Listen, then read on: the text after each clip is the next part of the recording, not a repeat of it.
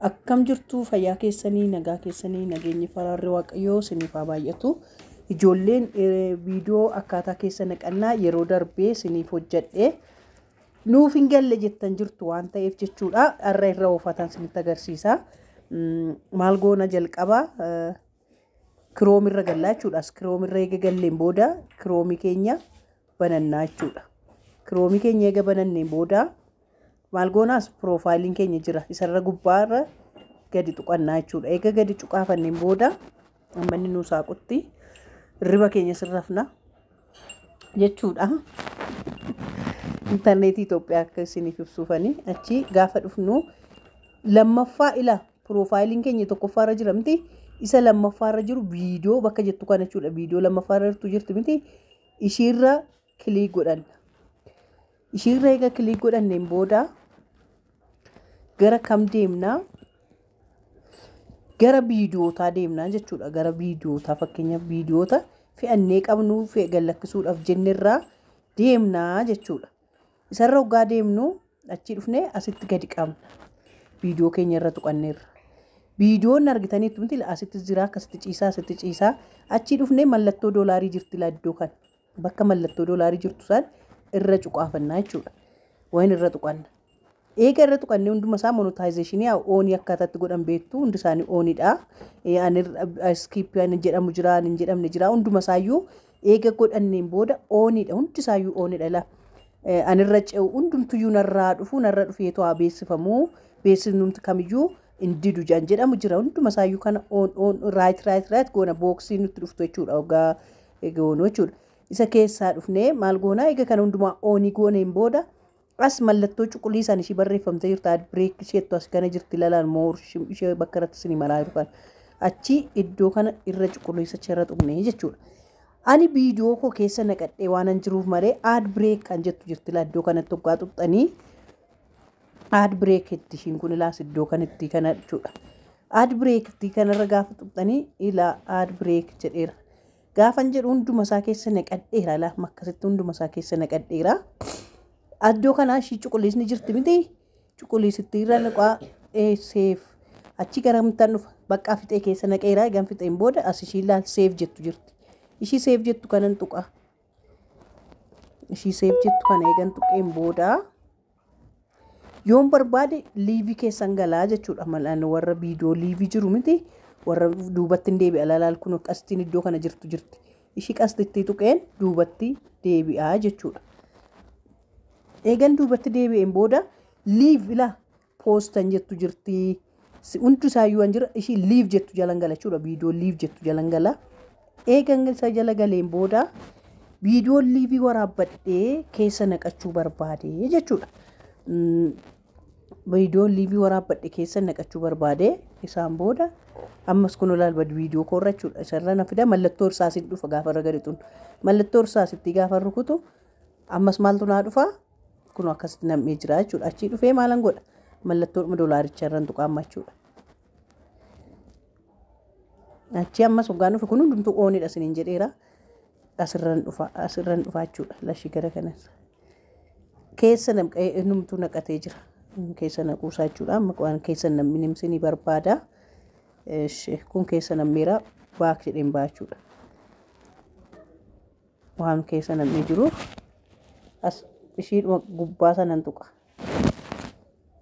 Achii akkas goona ad bireek jennee ishii kana tuqnaa seef jennee baanaa jechuudha bakka. Nu barbaachisu keessa naqannaa waan jiruuf jechuudha. Achii amma immoo viidiyoo biraan ani keessa namni barbaada jechuudha. Keessa namni keessa barbaadadha amma fakkeenyaaf. Ishii kana keessa naqannee jechuudha. Amma kana keessa dhufaa jechuudha. Kana keessa gaafa dhufu dhufee ammas akkasuma mallattoo doolaariitti irraan tuqa.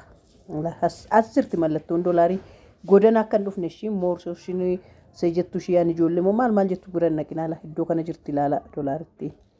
Ishiirra cuquliisitti irra dhukaasannaa jechuudha. Mallattoo doolaariitti irra. Inni dhufnaa hundumtuu ooniidha. Kanaan dhufnee asitti keessa naqannaa jechuudha. Keessa nam'ee jira asittis akka carraa ta'e keessa nam'ee jira waan ta'eef akkasumatti akkuma duraa keessa ba'uudhaaf aadiin godhaa akkasan godhaa achiitoo nambaa konsilaa seef godhachaa jechuudha. akkasiniif galuufan konviidiitti daqiiqaa barbaaddaniin keessa naqachuudhaaf hin dandeessu jechuudha amma ishee mallattoo anin keessa naqatiin eenyu jira qomeesti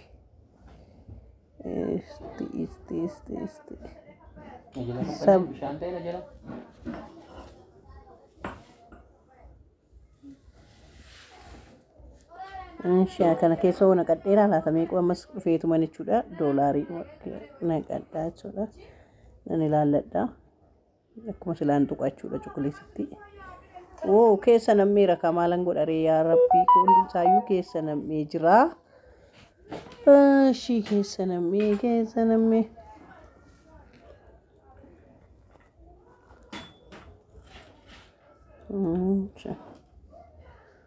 na akkasuma akkas gootanii viidiyoo keessa nammine keessa naqachuu dandeessu daqiiqaa 10 ta'uu daqiiqa daqiiqaa miti sakandii jechuudha sakandii 5 sakandii wannochuudhaan keessa naqachuu dandeessu viidiyoota keessan keessa deemtanii keessa barbaaddanii keessa naqachuu dandeessu jechuudha qaqqaalota koo ani jechuudha kanuma siniin jechuu danda'a qomee yoon argadheefan akka carraakkoo siniif yoon argeedhe barbaadaan man jira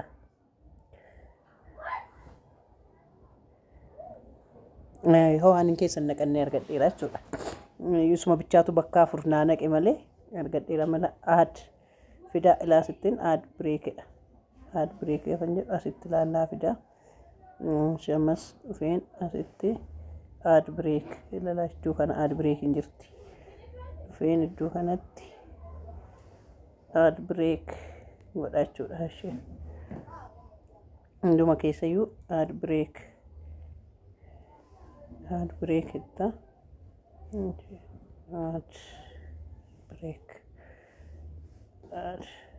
break jennee akkasuma akkas goonee keessa naqannee finnee wannoo jedhannaa jechuudha baay'ee salphaadha ijoollee keenya akkasitti keessa naqadhaa asumaan immoo jechuudha waan asiniin jechuu barbaadu irra skip jettanii torran darbina beeksisa amma keessa jiru kana wantoota keessa jiru oggaa keessa namu kana keessattuu ijoolleen yuutuubara taatanii waa'ee yuutuubii beektanii akkaataa itti maallaqa itti kaffalatan beektan hundumtiyyuu jechuudha ani irraa argachuu dandeenyu nuyi maallaqni ani irraa argamu yuutuubirraa beeksisadha beeksisni jiru taanaan oma bu'aan qabu beeksisadha beeksisarraa argama isan irra dhufu irra skip hin jedhina keessuma keessa akkasumatti wal gargaaruudha waan ta'eef jechuudha warra afaan kana dhageessan hundumtiyyuu irran dabarsinaa beeksisicha irraa rukutinaa isarraa argama galii waan ta'eef jechuudha warroonni immoo akkaataa keessa naqannaan beennu jettanis asumaan siniifaa galu siniifaa ta'u siniin jedhaa guyyaa gaarii guyyaa nagaa siniifaa ta'u waan biraas waan sinii hojjechuu barbaaddi yoo barbaaddan balbala koomentii irratti naa barreessaan siniin jedhaa qaqqaalota koo sinan jaaladhaa sinan kabajaa laayik sheer godhaa koomentii godhaa warroonni immoo waaqayyo sin gargaaree bakka biyya nagaa jirtan biyya badhaadhinaa jirtan irraa eebbifamuu barbaadna jettan super chat super thanking jira jalaan super chat super thanking gochuu dandeessu birrii doolaara lama euro 5 fi shilingii irraa kaasee amma euro 50tti super thanking jalatti godhachuu dandeessu viidiyoo jalatti jechuudha warroonni itti eebbifamuu barbaadan warroonni eebbuuttiin gargaaruu qabna ittiin eebbifamtittan akkasuma warri TikTok irratti leenca namaa laattan asitti koottatu doolaara 50 bitaa fi doolaara 300 TikTok irratti qixxee lamaan namarraa irra turra asitti garuu carraa gaariidha persentii 30 qofa namarraa fudhata akka TikTok gimmaashan fudhatu amma siniif danda'ame gochuu dandeessu jechuudha bakka nagaa oolaa bakka nagaa bulaa galatoomaa oolaa bulaa deebbana